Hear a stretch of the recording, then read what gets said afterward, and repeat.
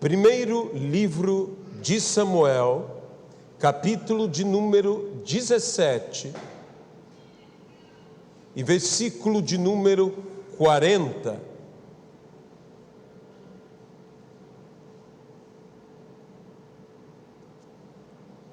A respeito de Davi, assim está escrito: tomou o seu cajado na mão e escolheu para si 5 pedras lisas do ribeiro, e as pôs no alforje de pastor que trazia, a saber, no surrão, e lançando mão de sua funda, foi-se chegando ao filisteu. Senhor nosso Deus, nós queremos entregar nossas vidas nas tuas mãos. Ó Pai, que de alguma maneira maravilhosa e miraculosa, que a sua voz se faça ouvir neste lugar. Que o Senhor fale aos nossos entendimentos, que o Senhor fale aos nossos corações, que a sua palavra penetre em nossas vidas e que nós, ao ouvirmos a tua voz, venhamos a dar ouvidos ao Senhor. Venhamos, ó Senhor, a praticar, a viver a tua palavra. Abençoa-nos a todos, mas que toda honra, que toda glória e que todo o louvor sejam dados hoje e eternamente, unicamente ao Senhor. Amém e amém, Pai. Hoje pela manhã, apenas uma recapitulação rápida. Fizemos a pergunta: por quê?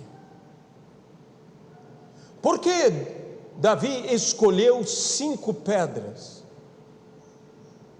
Por que Davi não tomou apenas uma pedra, se apenas uma pedra era tudo que ele necessitava para derrubar o gigante Golias? E aqui propusemos a seguinte resposta: porque embora Davi fosse um homem de fé e tivesse total confiança de que Deus lhe daria a vitória, Davi também era um homem de prudência, porque ele não tinha dúvida de que Deus daria a vitória.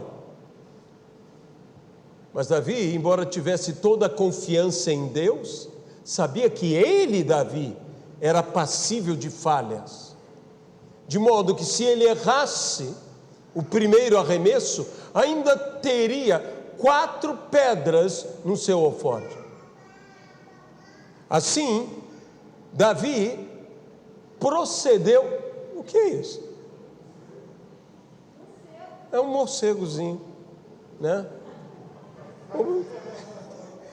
Acontece de tudo numa igreja, então, né? Pode deixar que não tem problema não. Talvez abrindo ali ele vá. Coitadinho, então é tudo bem, né? Bem, hoje nós temos um bate-sermão, né? Então, isso me lembra muito do que o Glenn Martin, quando era criança, ele tinha o costume de dizer que era o Batman. Então, coitadinho desse morcego. Vai ter... Ele daqui a... Pronto, desceu. Eu acho que ele desceu ali. Tá tudo bem. Eu me lembro de uma vez que ele chegou do lado de um amigo da escola e disse o seguinte: você sabe quem eu sou? E o amiguinho da escola disse... Amiguinho assim, colega, né? Não eram nem da mesma turma. Disse: não, eu sou o Batman. Então, hoje temos essa... Já foi, né? Pelo jeito sim, desceu ali pela escada.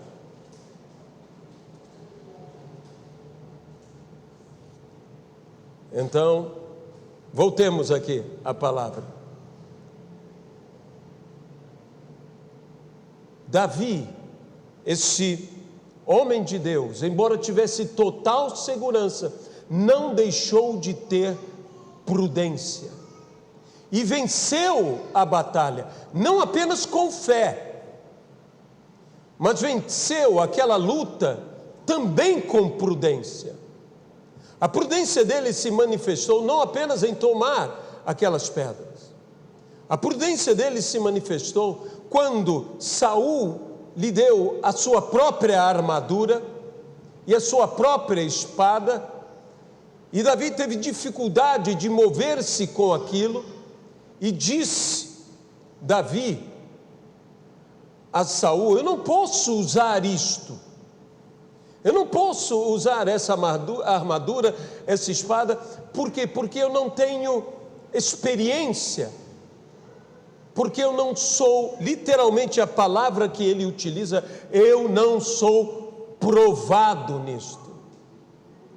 Para que servem as provações? As provações são muito mais do que um teste. A palavra provação, na língua hebraica, significa treinar, capacitar.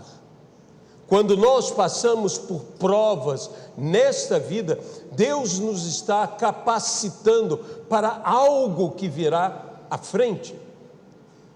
Foi o que Davi disse ao rei Saul, que ele havia enfrentado um urso, havia enfrentado um leão, e o Senhor havia dado vitória para Davi contra o urso e o leão, e assim daria vitória contra o filisteu.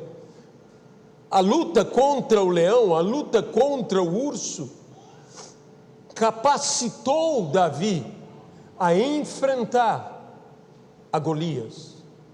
Mas Davi não batalhava apenas com uma funda. Davi era um homem interessante, um homem impressionante, que horas batalhava com uma funda, mas em outros momentos lutava com uma harpa. O próprio Davi disse, louvando a Deus, que Deus havia adestrado os seus dedos para a guerra, as suas mãos para a batalha. E assim lutava Davi, ora com os dedos, ora com a mão inteira. E eu imagino lutando com os dedos, dedilhando a harpa, lutando com a mão, girando a funda. E com a harpa, o que fazia Davi? Expulsava demônios. E com a funda, o que Davi fazia? Derrubava gigantes. Ainda em nossos dias, nós poderíamos nos atrever que essas armas estão junto conosco. Louvor e palavra,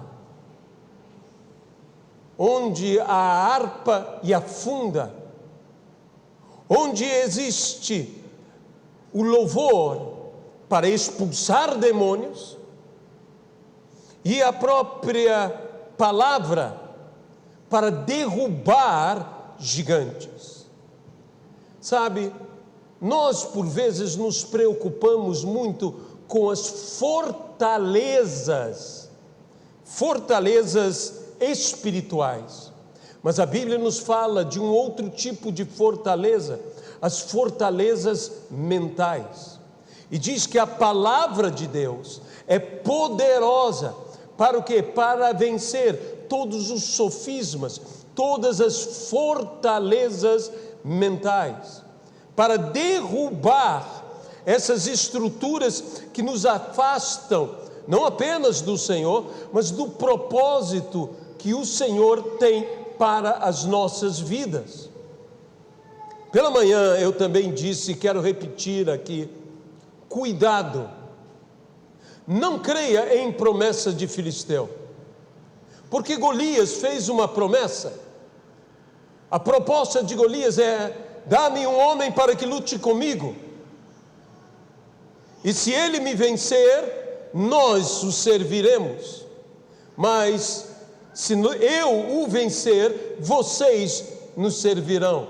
Bem, Davi venceu a Golias e os filisteus serviram de forma alguma. Então não confie nas propostas de um filisteu. Não confie nas propostas do adversário. Tudo que o adversário te oferece é na realidade uma trapaça. Quando Jesus foi tentado pelo diabo, veja, estando Jesus com fome após os 40 dias de jejum, o que o diabo lhe oferece? Pães. E oferece pães dizendo: faz com que essas pedras se tornem pães. E no entanto, o que ele dá? Ele dá pedras. Isto é a tentação. O diabo te oferece uma coisa, mas o que ele te dá na prática é outra coisa.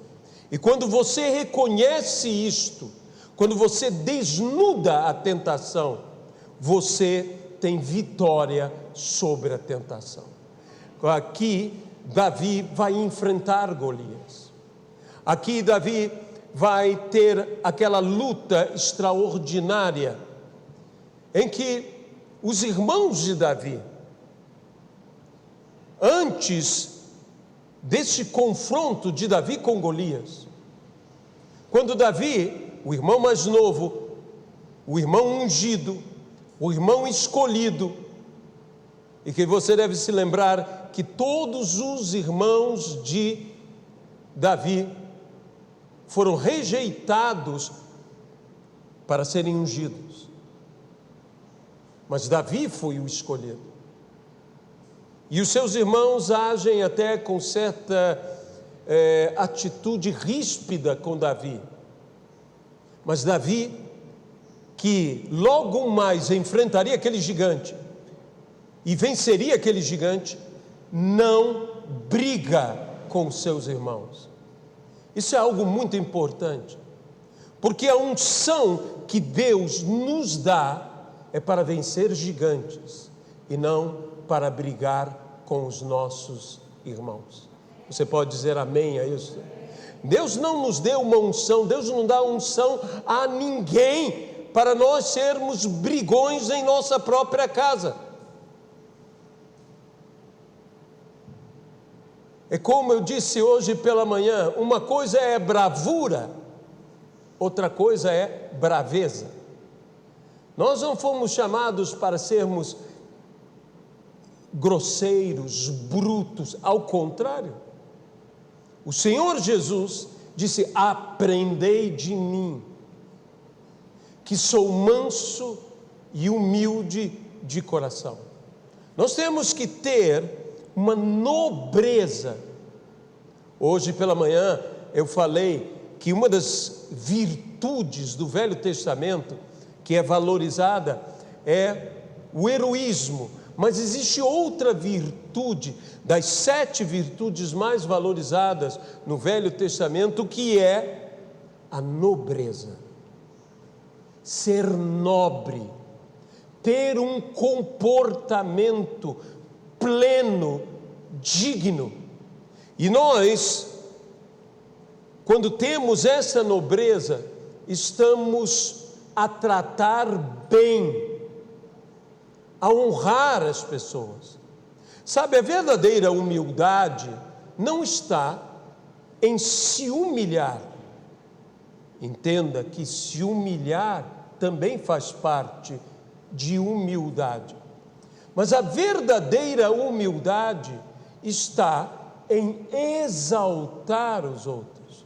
O Senhor Jesus, quando os discípulos dele começaram a discutir qual deles era o maior,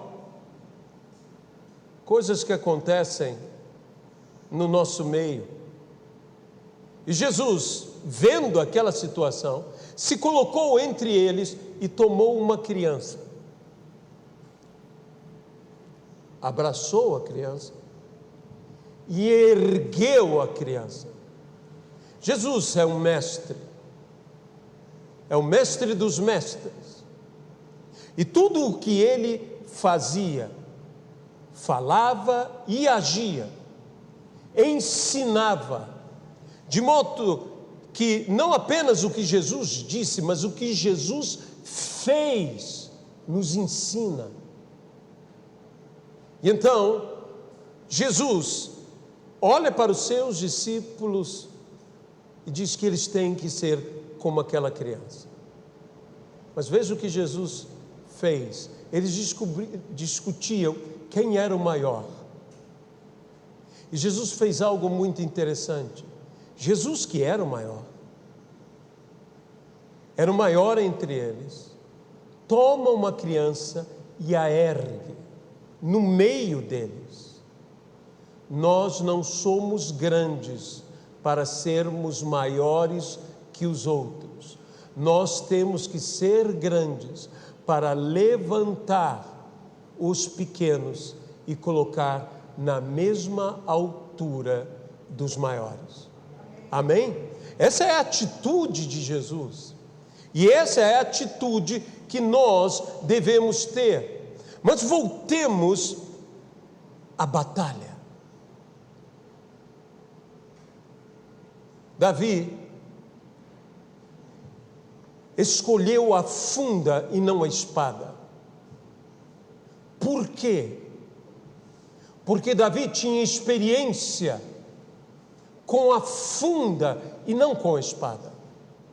A espada, Davi ainda não usava bem, ele ainda não tinha a prática. E o melhor instrumento para a nossa vitória não é um instrumento que todos dizem mais eficaz, é um instrumento em que nós somos mais eficientes. Por isso Davi não usava a espada, usava a funda, porque se ele usasse a espada ou usasse lança, ele seria uma presa para Golias. Mas no momento em que ele usa aquela arma, e que não somente Davi dependeu da bênção de Deus, do sobrenatural do Senhor. Ele mesmo disse: o Senhor não precisa de lança, o Senhor não precisa de escudo, porque do Senhor é a guerra, do Senhor é a vitória, o Senhor te entregará em minhas mãos. Mas havia uma coisa que Davi, antes de ter a unção, antes de ter a bênção, antes de ter o poder de Deus, Davi tinha a prática. Se Davi não tivesse boa mira, nós não estaríamos falando de Davi, seria um acidente ter vencido. Mas Davi sabia o que era o poder de Deus e sabia o que era a experiência. Davi tinha experiência. Davi tinha treinamento. Há muitas pessoas que querem fazer as coisas só numa base de poder, só numa base de mover. Não, nós também temos que ter habilidade, destreza.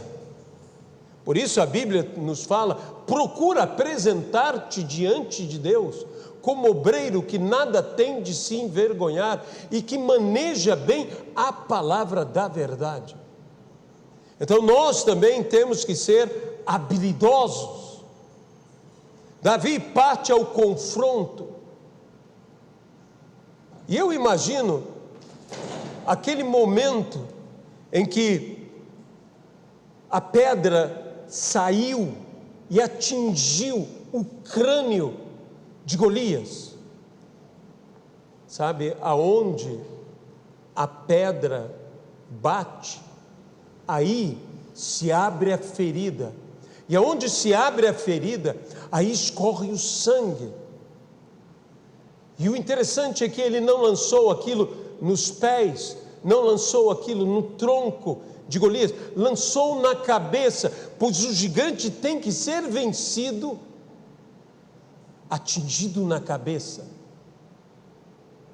A Bíblia mesmo nos fala sobre a serpente, que é o diabo, e a promessa de Deus é o quê? É que Jesus esmagaria a cabeça. Serpente se vence atingindo a cabeça. Portanto, Davi, naquela situação, fez escorrer o sangue de Golias. E nós? Nós não estamos aqui para matar ninguém, nós não estamos aqui para ferir ninguém, mas nós também queremos que o sangue chegue à face. Que sangue é este? O sangue da vergonha, deixando a face rubra, o sangue do arrependimento. É necessário que provoquemos o arrependimento. E o arrependimento vem pelo impacto, não de uma pedra, mas pelo impacto da palavra do Senhor. Confiando que o Senhor pode libertar e realizar obra maravilhosa na vida de cada um que ouve a sua palavra, porque Ele mesmo zela pela sua palavra para fazer cumprir. E confiando que Deus, Ele arremessa a sua palavra, Ele diz: a minha palavra que eu lancei, ela não voltará para mim vazia, sem ter cumprido o seu propósito. Então que a palavra de Deus cumpra o seu propósito na vida de cada um de nós. Agora me chama a atenção que Golias, a Bíblia diz, cai com o rosto em terra. Porque o movimento do corpo de Golias me chama a atenção. Veja bem, se na testa deste gigante a pedra cravou, o que você esperaria? Eu esperaria ele cair de costas. Eu esperaria o movimento da cabeça indo para trás, Golias cairia no chão, de costas. Isso é que eu imaginaria. No entanto, a Bíblia diz que ele caiu com o rosto em terra, que ele caiu de frente, que ele caiu diante. A possibilidade é uma só, que este guerreiro foi com uma fúria terrível contra Davi. Ele foi atacar Davi com tudo o que tinha. Ele queria acabar com Davi. Mas o que ele encontrou foi aquela pedra que o derrubou, mas não o matou. O derrubou. E a Bíblia diz: não havia espada com Davi. E Davi, que antes da batalha não podia usar a espada de um homem, depois da batalha podia usar a espada de um gigante, porque diferente das batalhas comuns, das lutas comuns, em que nós nos enfraquecemos, na batalha onde Deus é por nós, nós nos fortalecemos. De modo que Davi ali toma aquela espada que era de Golias, a espada que hoje é do gigante, a espada que hoje é de Golias. Esta será a nossa espada, e com ela cortaremos, aí sim, mataremos, terá terminado, exterminaremos este gigante em nossa vida, na história de nossa vida. Davi enfrentou a Golias, e há tantos gigantes neste mundo, há tantos gigantes que temos que enfrentar. Davi teve outros gigantes que os seus homens enfrentaram. Há outros gigantes que virão.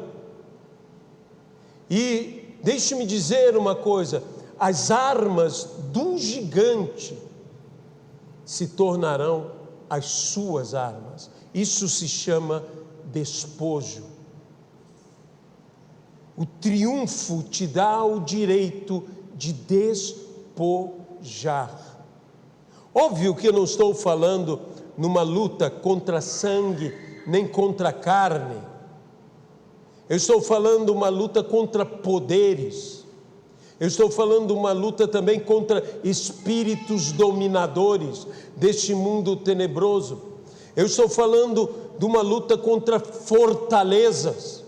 Eu estou falando de uma luta contra gigantes. Você sabe qual é o teu gigante?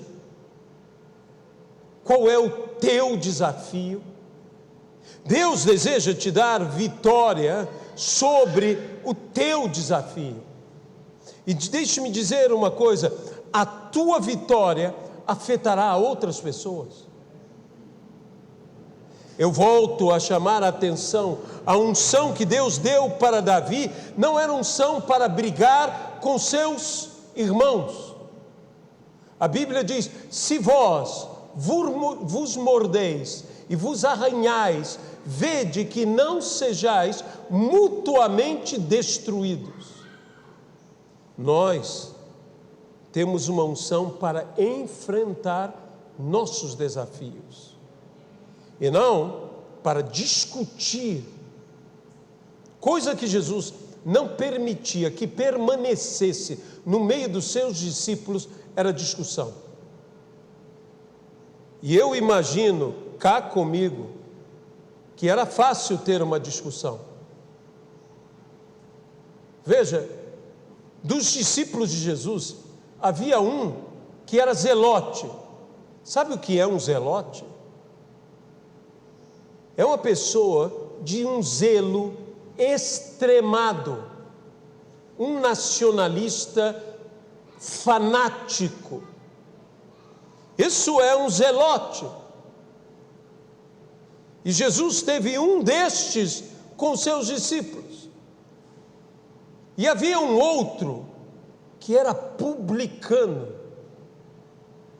Sabe o que é publicano na visão do judeu comum daquela época? Era um corrupto, era um traidor, era alguém que trabalhava para o opressor, para os romanos, era um recolhedor de impostos. Você já imaginou o que é você ter um radical nacionalista com um coletor de impostos para o que esse radical mais odeia, que são os romanos, os dominadores? Fatalmente haveria momentos que eles entrariam em discordância. Jesus fez com que os seus discípulos vencessem as suas diferenças. Igreja é isto. Meus irmãos, quantos dentro da igreja estão feridos por relacionamentos? Feridos por liderança, feridos por irmãos, feridos por isto, feridos por aquilo. E eu digo, é tão fácil falharmos, é tão fácil errarmos, é tão fácil uma palavra ser dita e ser mal compreendida. Não somente uma palavra ser grosseira, uma palavra ser agressiva, mas também ser mal entendida. Porque uma coisa é o que dizemos, outra coisa é o que as pessoas entendem que dizemos. A Bíblia nos diz que Jesus, tendo ressuscitado, falando com alguns dos seus discípulos e chamando Pedro a acompanhá-lo, diz que João os seguiu. E Pedro então pergunta a Jesus: e este? E Jesus responde a Pedro: se eu quero que ele fique até que eu volte, o que tu tens com isto? E o próprio João diz: por causa disto surgiu o dito que esse discípulo jamais morreria. E não foi isto que Jesus disse. Jesus disse: se eu quero que ele fique, que tens tu com isto? Veja, Jesus falando, os discípulos ouvindo, e mesmo assim entenderam errado o que Jesus disse. Imagine conosco o que pode acontecer. Esse é um dos gigantes que nós temos que enfrentar. Gigantes como este, que nós temos que derrubá-lo de uma vez por todas. A própria palavra diz que o Senhor derrubou no nosso meio o muro de separação, o muro de divisão.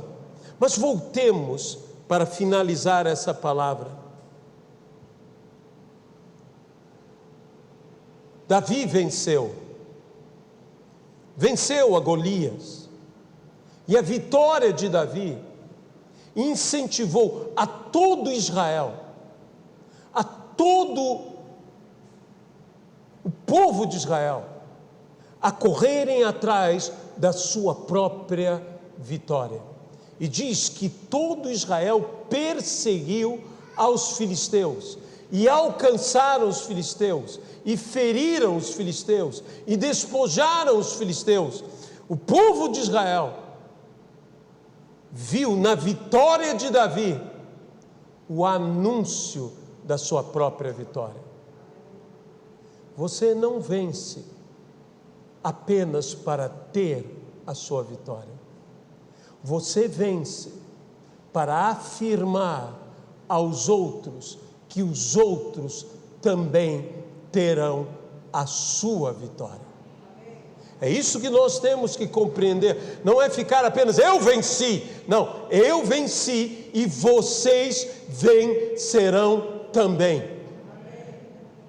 Agora, se você me perguntasse qual o maior desafio de Davi?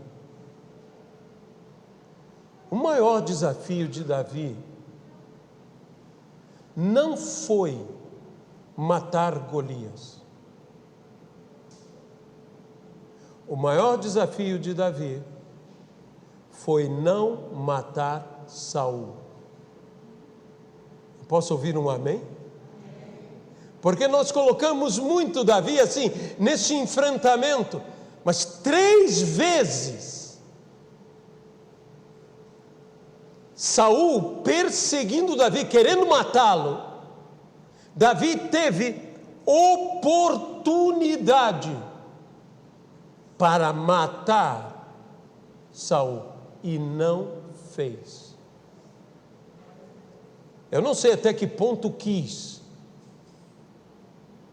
porque imagine uma pessoa que está atrás de você e que a tua vida está terrível. Mas Davi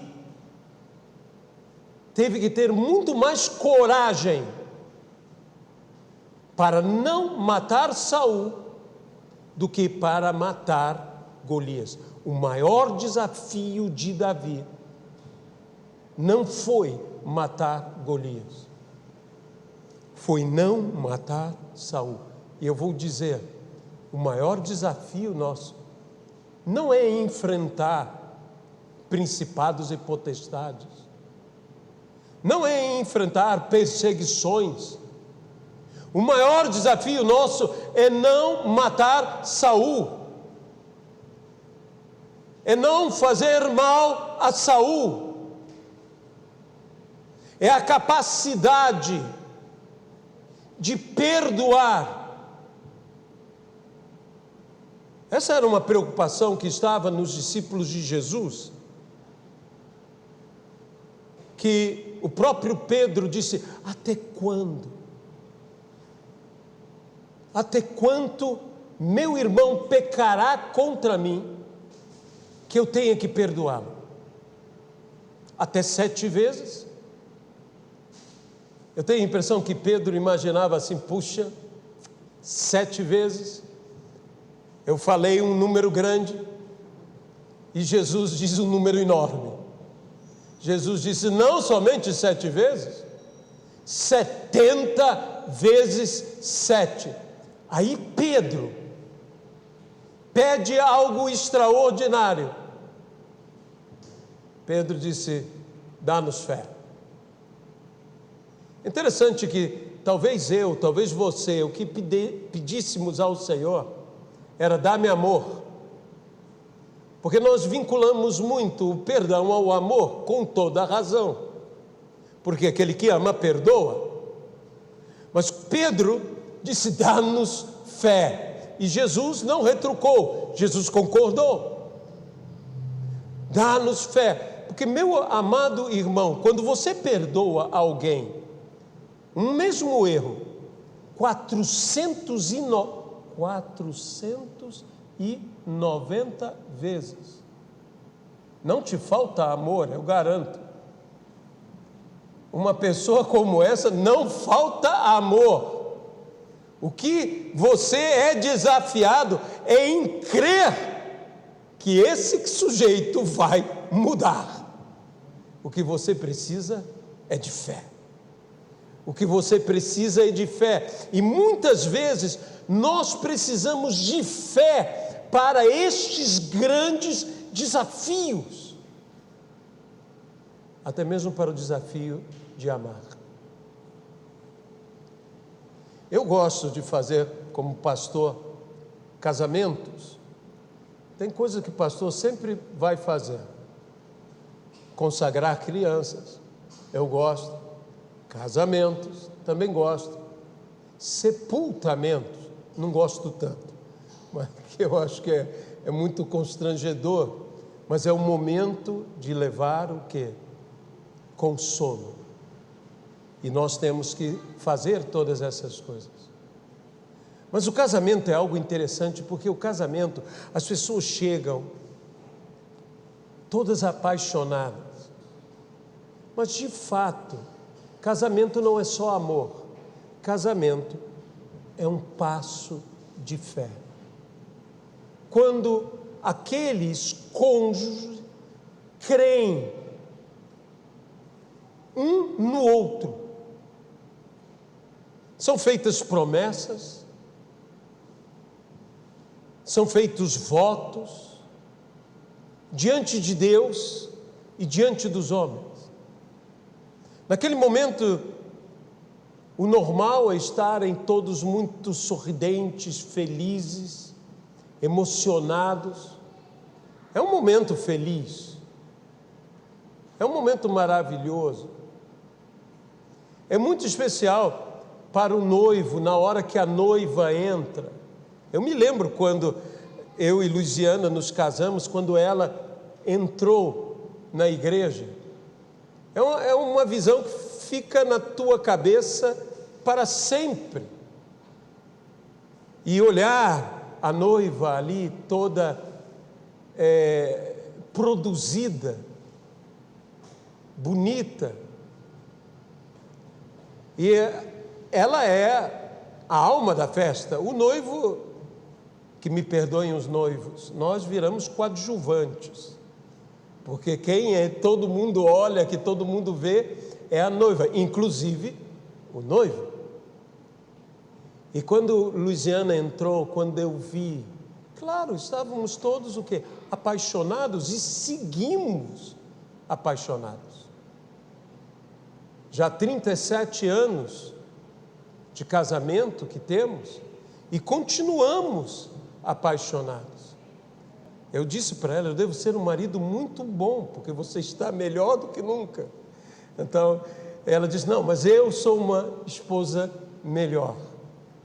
Nosso desafio, eu sempre digo, não é amar, é amar até o fim. É amar sempre. E aí, A fé que traz à existência aquilo que não existe, que é algo extraordinário, ela é essencial. Davi venceu, por quê? Porque tinha fé, e Deus era com ele. Você, eu, venceremos, porque temos fé. Isso não é nosso, isso é dom de Deus. A pergunta é, por que Davi não temia o gigante? Veja, durante 40 dias, todo Israel temeu o gigante, porque a maior arma de Golias nunca esteve com Golias, esteve em Israel, que era um medo que Israel tinha de Golias. E eles tinham medo de Golias porque olhavam a Golias e comparavam Golias com eles mesmos. Mas Davi olhava Golias e comparava Golias com Deus. De modo que Israel olhava Golias, comparava Golias com eles mesmos, e assim viam Golias sobremodo grande. Mas Davi olhava Golias e comparava Golias com Deus, e via Golias sobremodo pequeno. Compare os seus desafios com Deus, e você chegará a uma conclusão: não há como eu não vencer. Você vai vencer, porque se Deus é por nós, quem será contra nós? Amém? Deus Todo-Poderoso, nós queremos entregar esta palavra. Quantos gigantes existem, ainda mais agigantados pelo medo que temos dos mesmos. Mas, ó Senhor, que possamos comparar cada um dos nossos desafios com Deus, e dessa maneira enxergarmos que do Senhor é a guerra, do Senhor é a batalha, do Senhor é a vitória, o Deus dos exércitos. Aquele que é capaz de fazer o impossível. Abençoe-nos, ó Pai, no nome de Jesus Cristo. Eu não posso deixar de estender uma oportunidade, especialmente para as pessoas que estão nos vendo pela live, além dos presentes, pessoas que têm desafios tão grandes, mas dizem: como eu posso ter a segurança que Davi tinha? Eu sei que Deus existe, mas aonde está o Senhor? Ele está tão perto de você, Ele está tão junto a você, Ele quer te amparar, não te desamparar. E talvez essa pessoa nos pergunte: o que eu posso fazer? Basta você abrir o seu coração para Ele, dizer: Senhor, eis-me aqui, e Ele entrará em seu coração, fará em você morada, e é isto que nós chamamos de salvação, é isso que nós chamamos de libertação, é isso que nós chamamos de restauração. Se você quer ser salvo, liberto e restaurado, basta apenas dar um passo. E que passo é esse? um passo de fé. Jesus disse: creia tão somente e verás a glória de Deus. Creia, creia, creia. Não lute para crer, apenas creia. Confie nele, se confiando a ele. E ele fará o resto. Senhor, eu oro por esta pessoa. Eu oro por essa pessoa que hoje se entrega ao Senhor Jesus Cristo. Senhor, que a vida dessa pessoa seja completamente transformada. Que o Senhor leve a essa pessoa uma experiência restauradora, renovadora, transformadora.